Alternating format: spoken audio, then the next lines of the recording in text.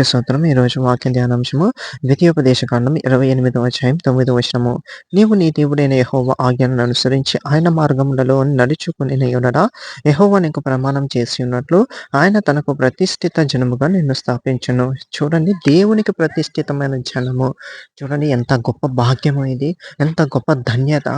మనుషులు కొంతమందిని వారి కింద నియమించుకుంటారు. అంటే ప్రతిష్ఠించుకుంటారు. అంటే వారి బాగోగులను కానీ, అవసరాలను కానీ, అక్కరలు గాని తీర్చేవారిగా ఉంటారు. ఎందుకంటే వీరిని ప్రత్యేకంగా ప్రతిష్ఠించుకుంటారు మనుషులు.